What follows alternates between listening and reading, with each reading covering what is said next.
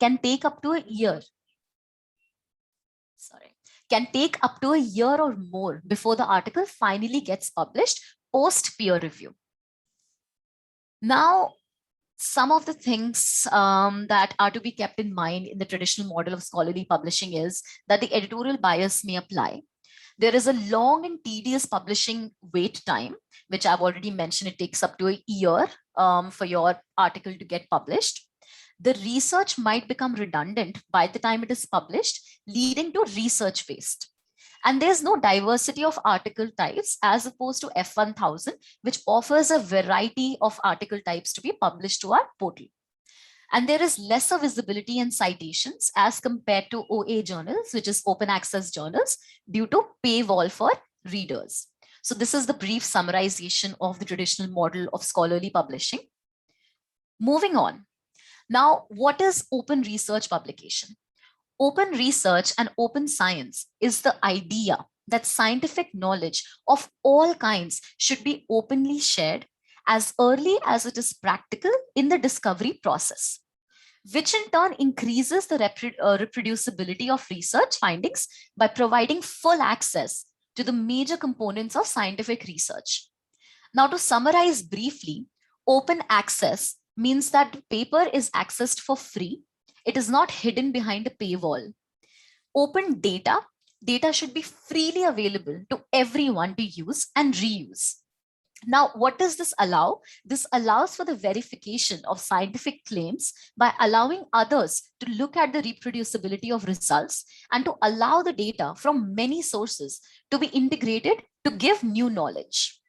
Open source means to use open source technology and to open your own technologies. Open methods document the application of methods as well as the entire process behind as far as practicable and relevant documentation. Open peer review means that the transparent and traceable quality assurance through open peer review. Now, this includes publishing the names and affiliations of referees as well as their comments. Now, again, there's a few different ways of conducting open peer review. For us, we conduct a transparent post-publication peer review where the names, affiliations, as well as the comments of the reviewers are published. One interesting factor to note about open access publication here is that the open access content has increased by 98% in the last 5 years. The mean citation for open access is 11% higher than non-open access content. Now, F1000, what does it offer? Speed, transparency, reproducibility, and minimizing barriers. Now, what I mean by speed is that we have the post-publication peer review system, meaning that the paper is already out for the people to see, more time to share through the community. Transparency, both in the peer review process, but also because of our wide choice of article types, authors have more control of what they publish. Barriers, null results, and reproducibility studies. So it reduces the research waste and also increases efficiency. Moving on, now this is brief vision of what F1000 is and what its mission is. We seek to empower researchers through our publishing model by giving authors and reviewers greater credit and visibility and encouraging collaboration between them. We also advance knowledge by offering a variety of article types to ensure that all research can be published, not simply traditional research articles. And we also engage society by rapidly publishing research and making it open and reusable for everybody. I would request everybody to kindly mute their audios, please. Thank you so much. Yes, so as I was saying that we also engage the society by rapidly publishing research and making it open and usable for everybody. Now, what is our open access scholarly publishing model? I will detail here applies to any peer-reviewed article submitted to IIARP gateway. Whenever a paper is submitted to the IIARP gateway, it is first checked by our in-house editorial team for suitability and eligibility. I will discuss these more checks in detail later in the presentation. Now, assuming that the article has passed these criteria, it is sent to our typesetters and can be published online in as little as 2 weeks. At this point, the paper is published, but it is not peer reviewed. This is one way that we differ from traditional journals, which typically do peer review and then publish the articles. We reverse this. The published article is clearly marked as awaiting peer review, but it is already assigned a DOI and is immediately available to the wider community to be read and cited and is indexed in the Google Scholar. Now, after publication, the peer review stage is initiated. This process is led by the authors, so they propose reviewers or can seek reviewers suggested by our system as long as they meet the criteria. Our editorial team also ensures that there are no conflicts of interest between the authors and the reviewers. Any reviewer report that we receive are published online alongside the details of reviewers' names and affiliations. Now, because the article has already been published, the reviewers are asked to only focus on technical aspects and soundness of the paper rather than any subjective assessment.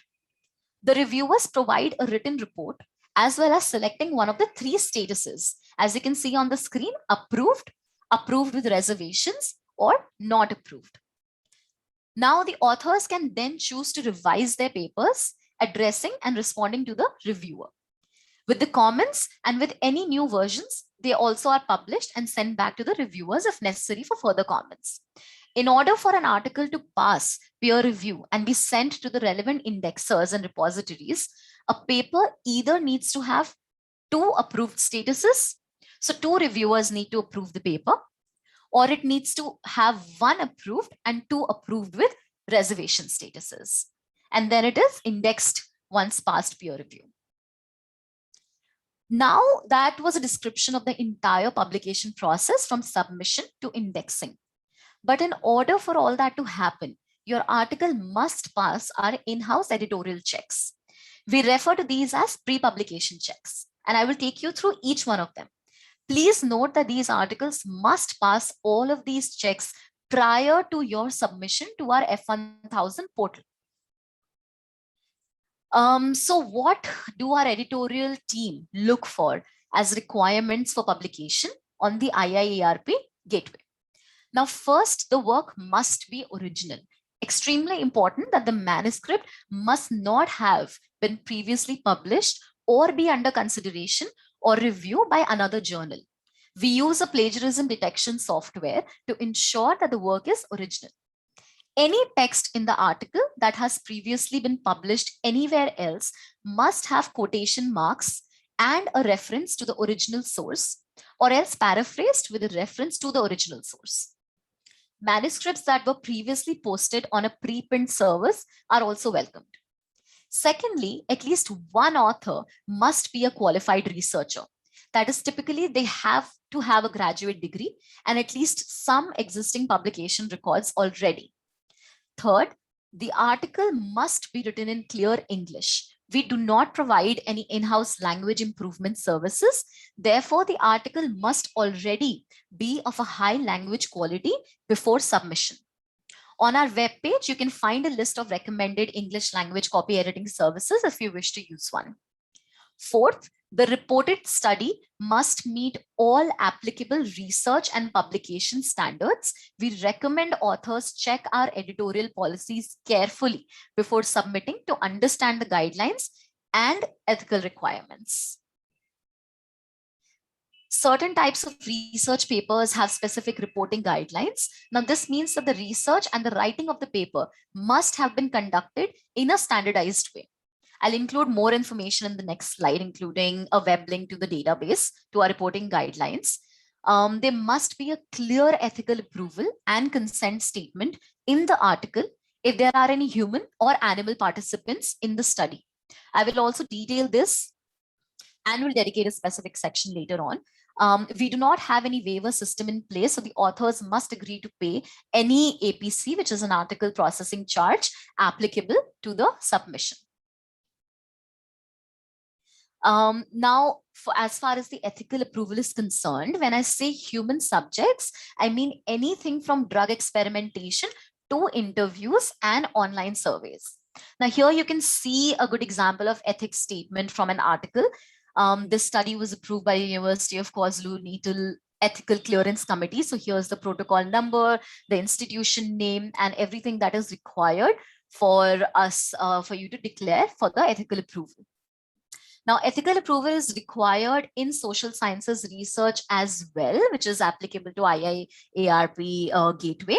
If you're submitting a survey or an interview or a questionnaire or anything that involves data from the humans, either extracted online or in person, it needs to have an ethical approval.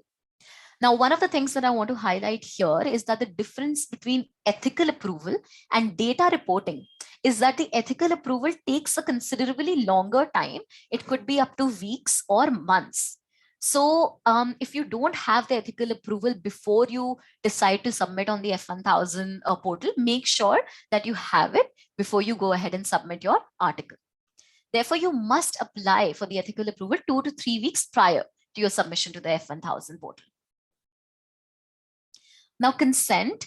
There are two kinds of consent that may need to be obtained in human studies. One is the consent to participate. For all the studies involving humans, written informed consent to take part in the research must have been obtained from the participants.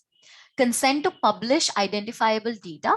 For any articles that include information that could potentially identify an individual, the participants must have signed consent for you to publish. Now, if the participants in your study are minors, that is, they're children or cannot otherwise give consent, for example, they have reduced mental capacity, you must obtain written informed consent from a parent or a legal guardian. Here in the two images, you can see the consent. Informed consent was gained by detailing informed consent was gained by detailing the purpose of the study and the strategies to ensure the participants' anonymity and confidentiality were explained to them before the study began. So this is the example of how it will appear on your article. Moving on, this is just a summary of the ethical approval and consent that we have discussed. If your study involved human participants, you must include in your article details of A, ethical committee approval, B, including the institution's name, review board name, and the permit number. Now, a statement confirming that participants have given written and informed consent to participate in the study, and if applicable, written informed consent for you to publish their identifiable data. And if your study involves animals, then you must include in your article details of the ethical committee approval, including the institution, review board name, and the permit number. So I spoke before about how important our open data policies are. We cannot publish any articles that do not contain clear data availability statements. And the next couple of slides are very important, especially to the IIARP gateway. I will take you through what I mean by open data, what our requirements are, and some examples of the data availability statements. Now, what are data? Research data exists in many different forms. Data basically means that any material that the author uses to support their study, whether they created it themselves or found it elsewhere. Data can be qualitative or quantitative, factual or non-factual, numerical, textual, or audiovisual. Some examples of data include field notes, case study notes or observations, audio or video interviews or focus groups, surveys or questionnaires, Western blot gel, software codes, and genome sequence. Why open data? To encourage and facilitate research. So one considerable motivation for having open data access here is the fact that it accelerates the rate of discovery.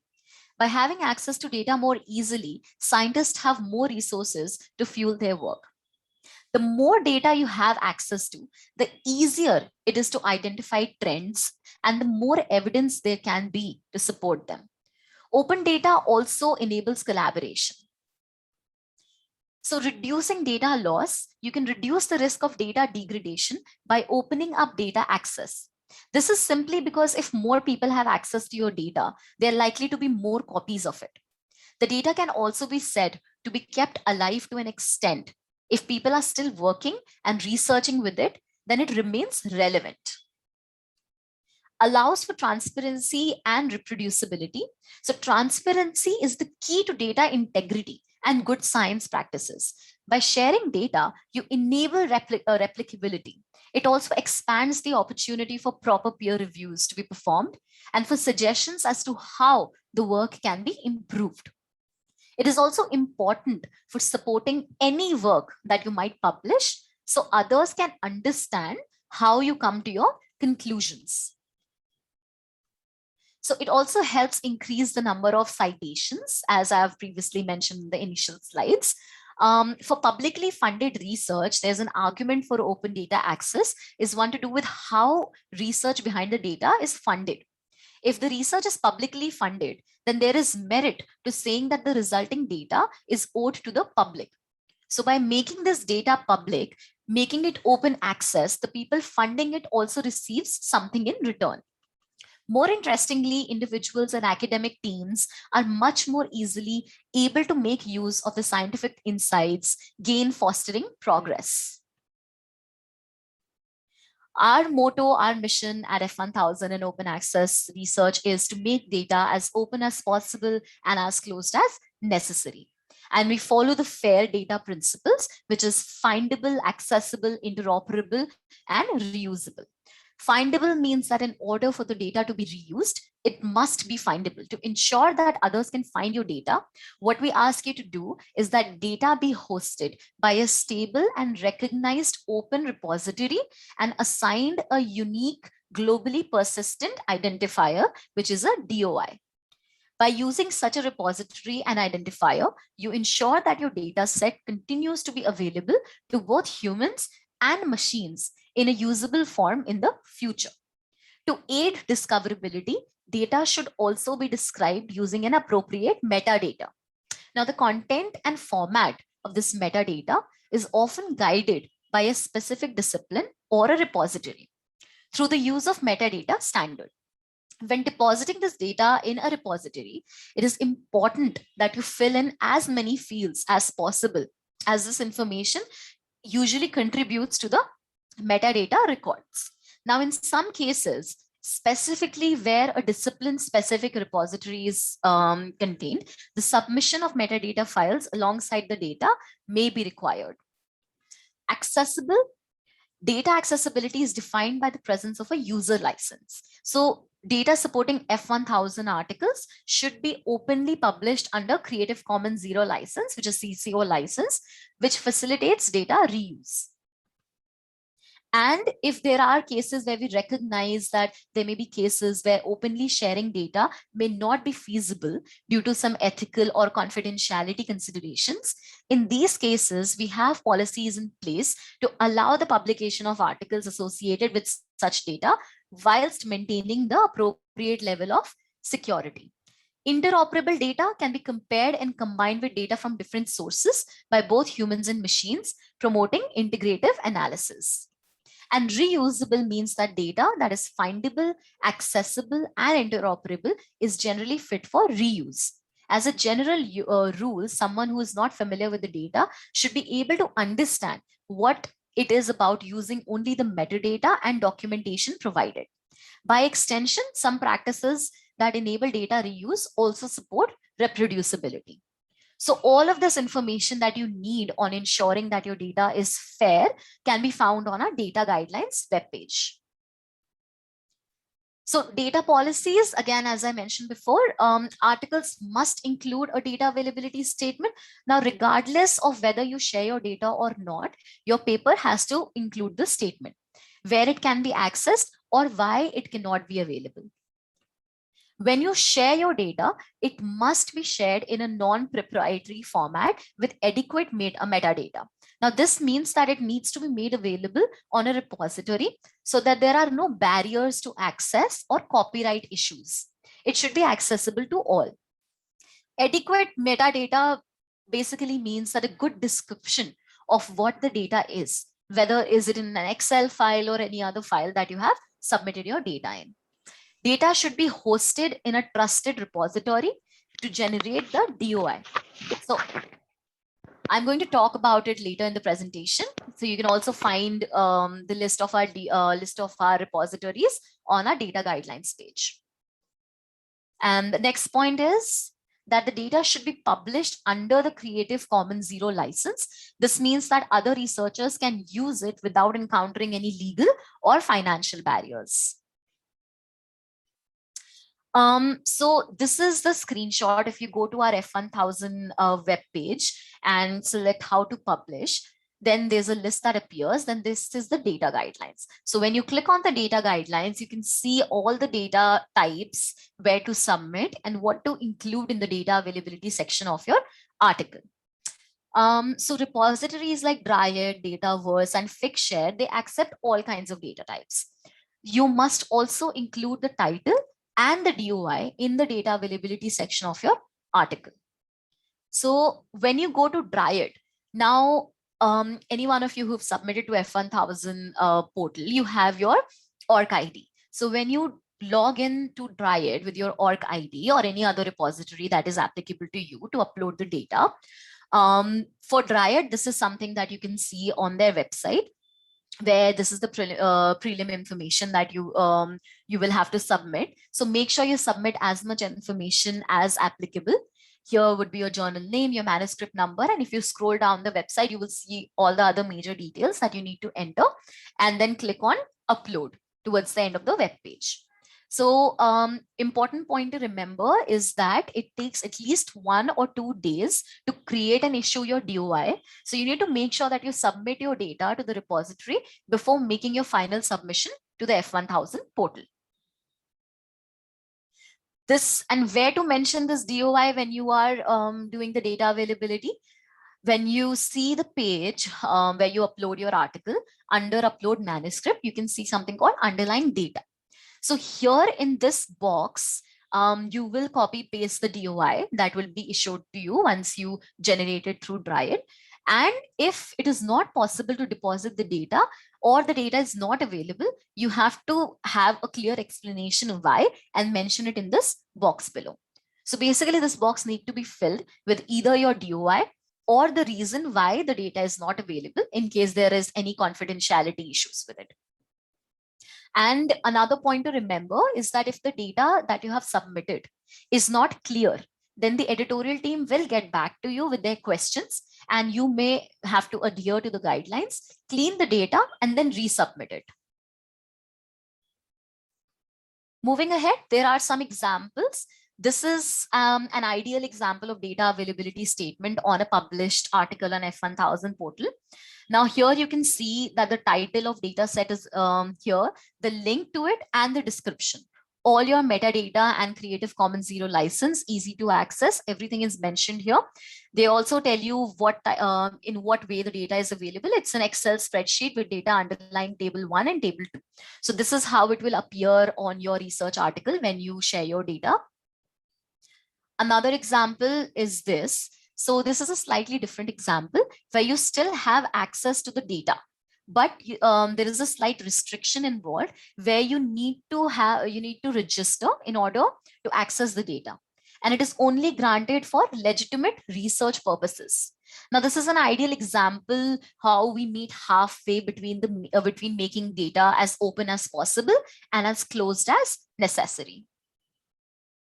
Another example, and this is applicable where you do not have any additional files uploaded to a repository, you still need a data availability statement, but it can just say that all data underlying the results are available as part of the article and no additional data sources are required. And once you mention that, you can go ahead and submit your manuscript. Now we would talk about the reviewer selection. Geroid, if you're on the call, would you like to take this up? Sure, I can do that. Thanks. Thank you. So, as Dikesh was saying, when the article is published after it has gone through the pre-publication checks, the paper then is visible online, and the editorial team at F1000, who are working on the IIARP gateway, they will contact the authors and they will ask the authors to suggest reviewers. Now, as you can see on the slide, it's recommended that you provide the names of at least 5 potential reviewers. So what you should think about in advance when you're drawing up a list of people to supply to the editorial team is really you want the best people to review your paper who know about the subject area. So you should think about who else is publishing in the area, and who has the expertise to review the paper. So in terms of who's publishing in the area, the journals that you're currently publishing in will give you a good indication of other people who are experts in this subject area, also people attending the same conferences as you. So the names would probably be familiar to you, but really what you need to consider then is, do they have the expertise to review the paper? And on our about pages, and there's a link there for the reviewer criteria, we do provide a list of minimal standards that the reviewer should have in order to be eligible to review. So really one is expertise. They should ideally have a doctorate, a PhD in the area, and they should have at least 3 papers that they have published in the same area. So to demonstrate that they do have the sufficient expertise to review the paper. They should also not have any conflicts of interest with the authors. We do provide, again, you can see a link there. We provide a list of issues that may be considered conflicts of interest. For example, if you're working on a research project with somebody, that's a potential conflict of interest, and they may not be able to review your paper. But the editorial team, they do look at potential conflicts of interest case by case. So they will look at it and determine whether the reviewer can still go ahead with reviewing the paper or not. Finally, one thing you should consider as well when providing this list of potential reviewers is you want a kind of a broad representation as possible. So perhaps think of suggesting people from different institutions and different countries to ensure that you have this broad representation. So that's how the reviewer selection works. The editorial team will contact you. They will ask you for the names of at least 5 potential reviewers. You can provide more than that, and I'm sure they would be very happy to receive it. If none of those reviewers accept to review the paper, the editorial team will probably come back to the author and they will ask for more suggestions, but they can also make suggestions to you.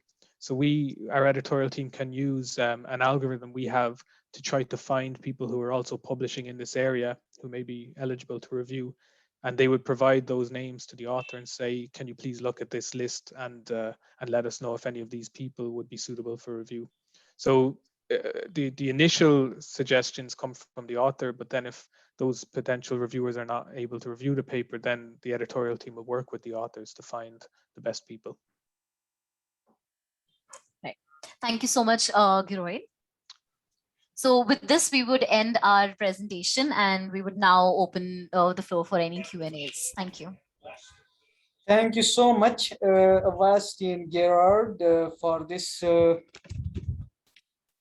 very explained instructions you provided to the participants, and I hope all of them are now very well familiar with the process. If there are any questions from them, they can ask it now from the presenters. They know. Thank you so much. Yes, please. You have a question in the chat box. You ask Professor Meldon. What's your question? Actually, I don't have only one, but a few questions. First, I just wonder, my concern is, if we talk about the conflict of interest about the peer review and the reviewers. How you will check, or how will the system check if there is not a conflict of interest? And will you only trust the author's statements? I mean, what they say. I mean, if there is a kind of conflict of interest, but we don't know, let's say at this time. So how will we check? Yeah, it's a good question. It's partly based on trust. So the editorial team will do let's say a cursory Google check of the reviewers and authors. But really, because it's so transparent, because everybody can see who the reviewers are, it's not in anybody's interest, in the authors or the reviewers, to be seen to be breaching that conflict of interest. In an extreme case, it could invalidate the paper and potentially lead to a retraction if it's a very serious conflict of interest. But otherwise, the transparency, the fact that you can see the reviewers' names and the review report that they give, it's in everybody's interest to make sure that these are neutral people and they're providing good reviews of the paper, because every reader can see that. So it means that the reviewers' names will also be there. I mean, everybody will see who is reviewing the paper. So this is a kind of internal check, let's say, in the system. So the reviewers are there, the authors are there. So you mean this? Well, everything, as you say, everything is public on the web page. So we will see the reviewers' names and their institutions. Okay. I have a few more questions. For example, the case in Turkey is like this. The universities are very much interested in the publications of the researchers. I mean, the academic, the faculty, for their promotion. You know, for example, to become an associate professor or professor, you have to have a few social science citation indexed journal publications. Okay, so if you are thinking about if we think about this promotional system in the case, as in the case in Turkey, how will we what will be the situation that we are going to invite some researchers to this F1000 system, let's say, call it a system, but how will we make that they send their papers? Because if they need a social science citation index paper in that way, so what do you think about this? The papers, so F1000Research as a platform is included in Scopus. So the paper should be recognized as a Scopus indexed paper if they pass peer review. They're not yet in Web of Science. That's an application we will be making probably next year. But I know that many countries that the universities, their criteria is based on Scopus. So at least in that sense, if they pass peer review, they will be included and they can be found on Scopus. Yeah, Scopus is also there, but the case is in Turkey. In Turkey, all associated professorship and professorship, let's say, if an academic wants to become an associate professor, they need to make an social science citation index, not only one, but a few articles. So that's why I'm asking. I have a few more questions, not to bother you, but I really want to learn. You are talking about sharing the research idea, the data, everything is there, okay? What about the originality, if you think about the originality of the research idea, because you're sharing it with the whole people, all researchers around the world, let's say. So how will that person keep that idea? I mean, because there is not a kind of, it is published there, okay? But it is open to public. So what do you think of this? Do you mean a concern on the researcher side that maybe someone takes their... Because the idea is there, also the data is there, it can be used, yes, it is fine. Some other people can use it for other research studies. This is something very good, for, especially for humanity as the global side, let's say. But what about, collecting a data? There are many, concerns. You have to get the ethical things, the permissions, blah, blah, blah.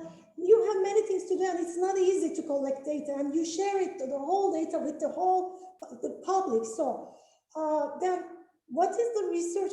I mean, how will the researchers think with this system? I mean, because you share everything with the public. This can be, disadvantage of that, I think, for the researchers. So. Yeah, I mean, we do hear this sometimes from people who are concerned about being scooped, for example. A couple of responses to it. One is that the speed of the publication defeats that in a sense, because if you have a data set and you want to get several publications out of it, you can publish quickly on F1000, then that you're getting it out there kind of before others. The other point is that by making your data available, you do get citations from that data. So if someone does use your data, they will cite it because it has a DOI when it's in a repository. So you will get credit for it. You will actually get citations if people use your data for another study and publish. The other point, and it's part of a global trend now with funders particularly, where funders are mandating that data becomes public because it's like the Kesh said in the presentation. If if your research is being funded by taxpayers' money, for example, then the argument being that the outputs of that belong to everybody, and everybody should benefit for better research.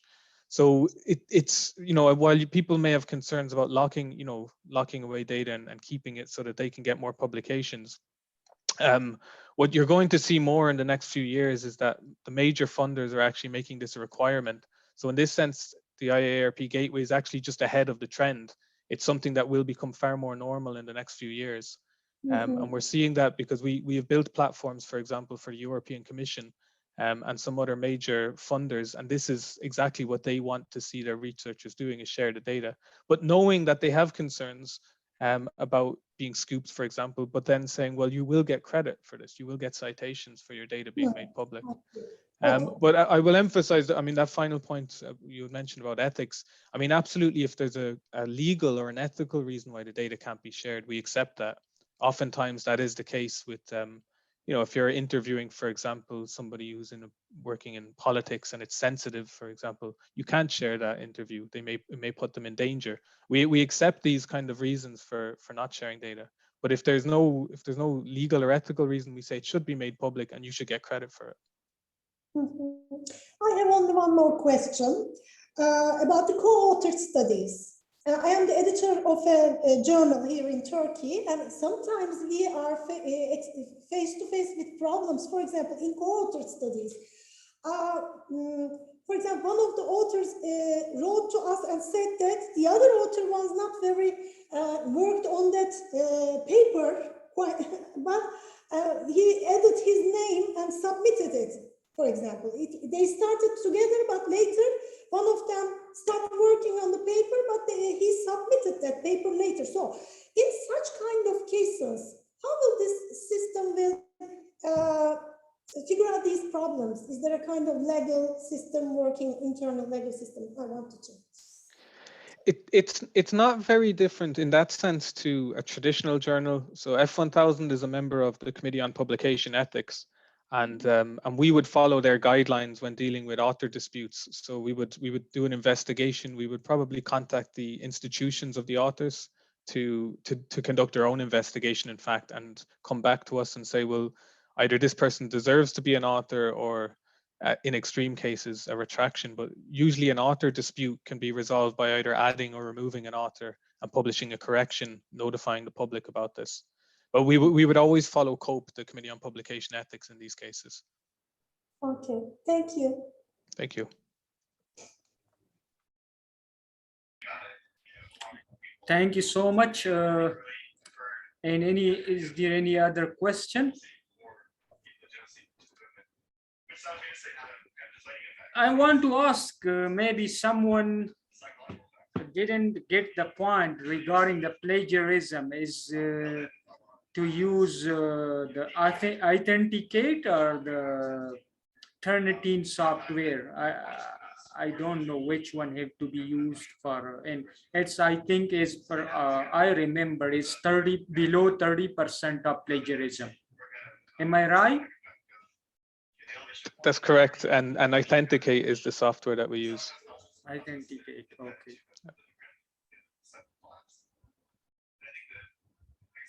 Any other question from the participants?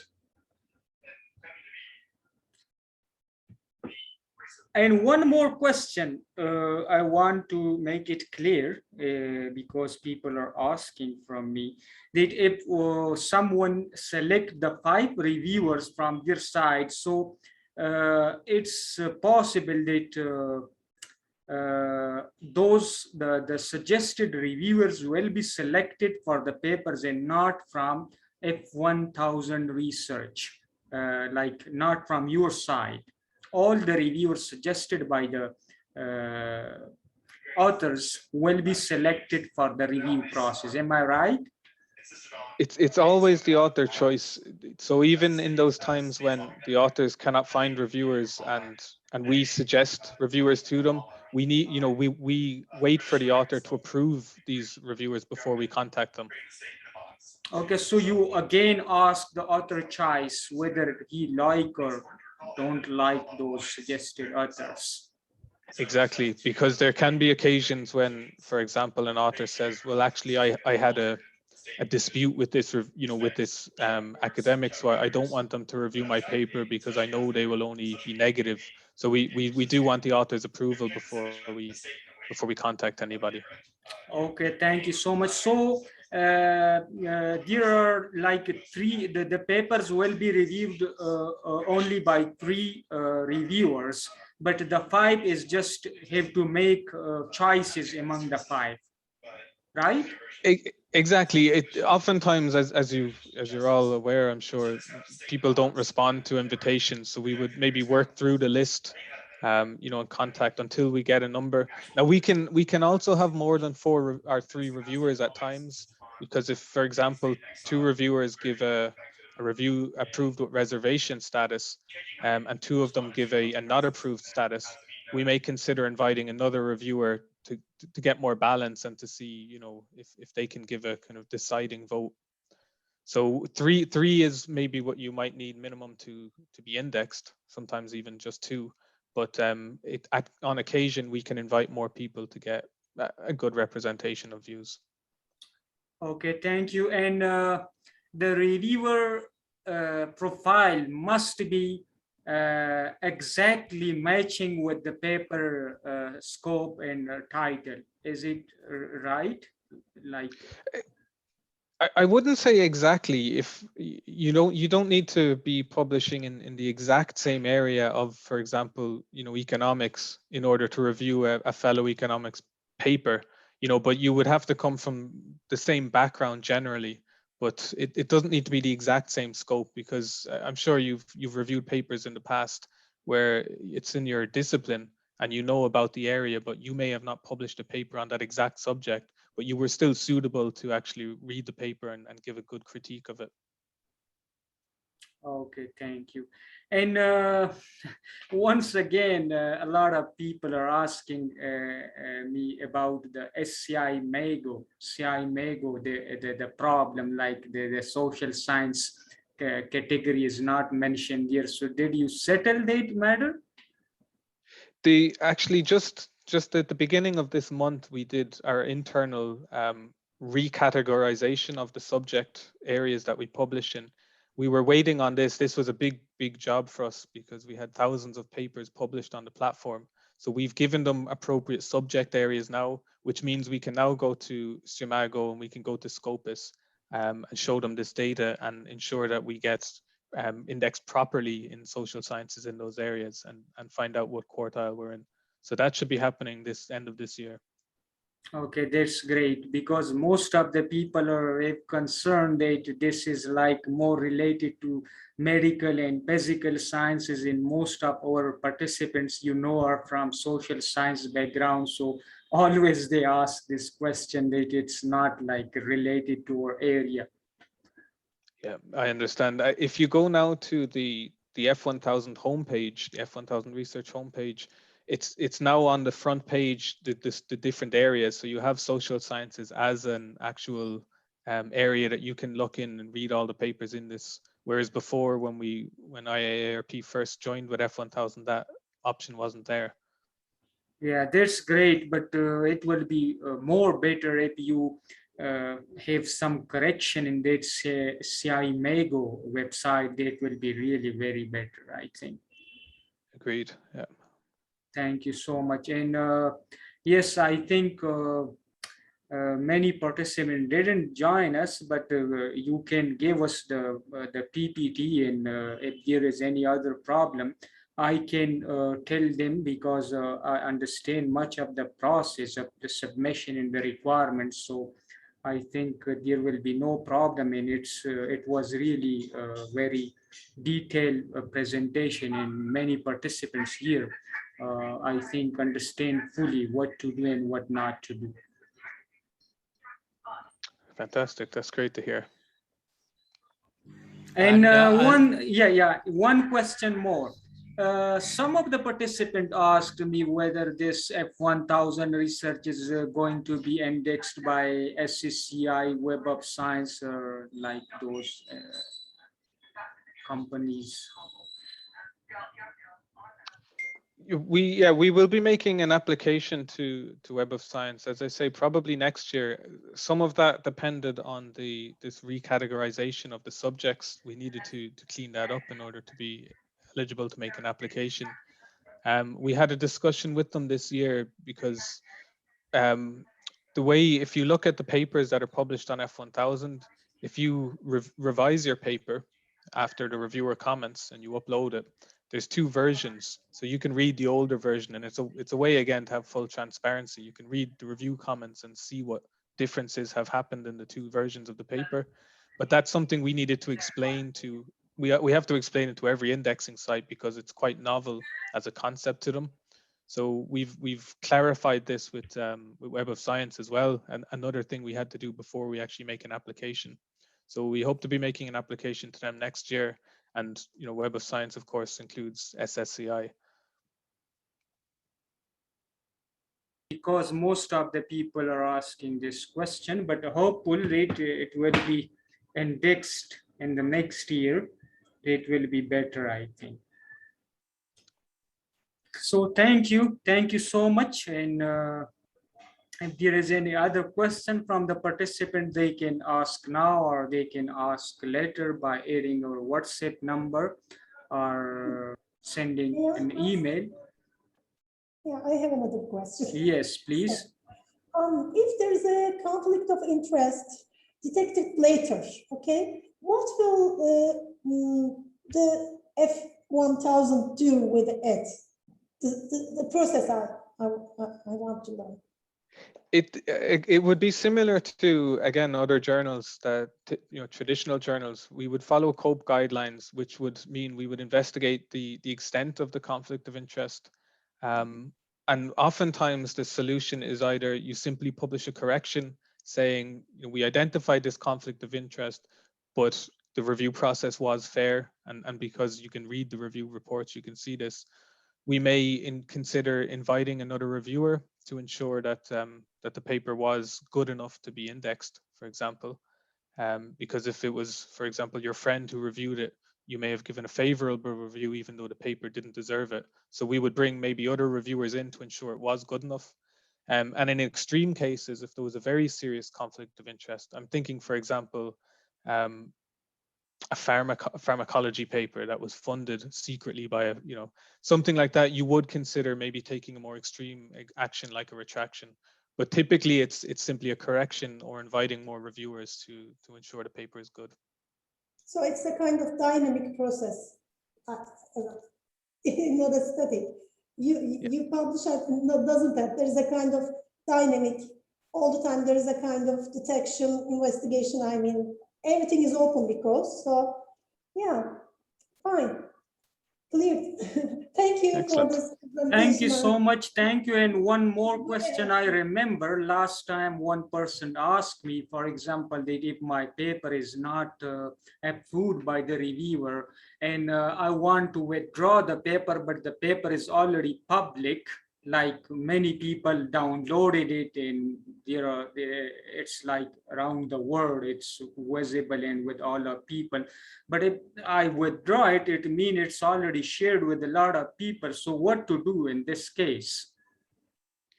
In those cases, you can contact the editorial office. Though there isn't an ability to technically withdraw a paper after it's been published. It doesn't happen very often.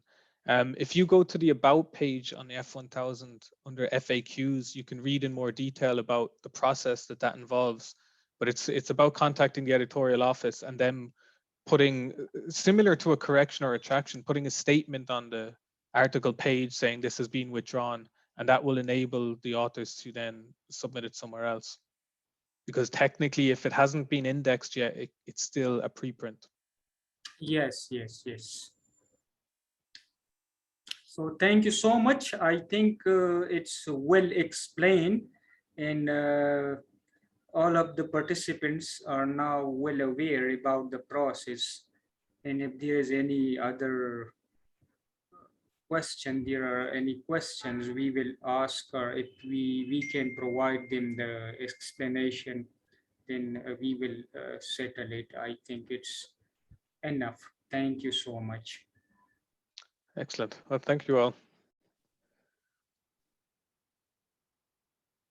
Mr. Akash, are you there? Mr. Akash, can you hear me? Okay, so I think there is no other question from our side and from the participant side, so we can wind it up. Thank you. All right. Thanks, everybody. And please, Have a good day. if possible, we can get the PPT in documents form. Just send it to our email. Absolutely. Sure, we will do that. Thank you so much to all the participants for participating in the workshop. Thank you. Thank you so much. Thanks for inviting again. Okay, goodbye. See you all. Have a good day. Bye-bye. Bye.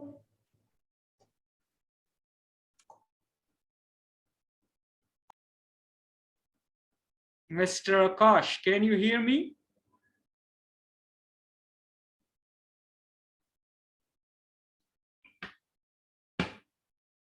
Mr. Akash.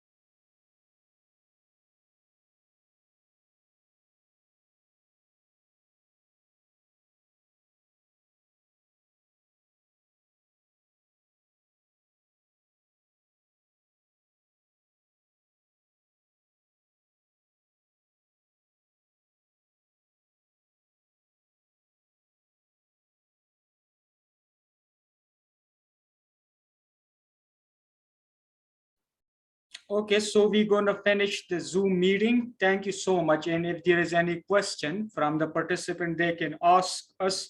I'm sending our WhatsApp number here. They can add this number and ask the questions related to F1000Research, or they can email us. This is the WhatsApp number. Okay.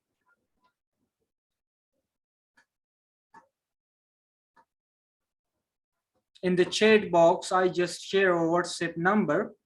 You can add it by asking your question.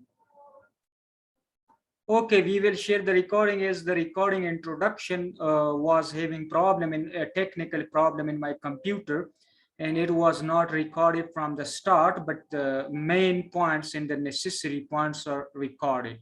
So we will share it soon, okay?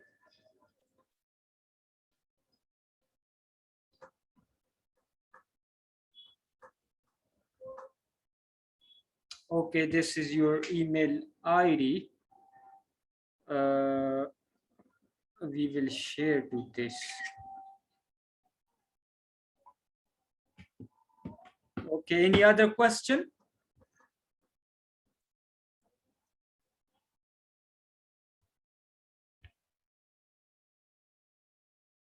See you. Bye.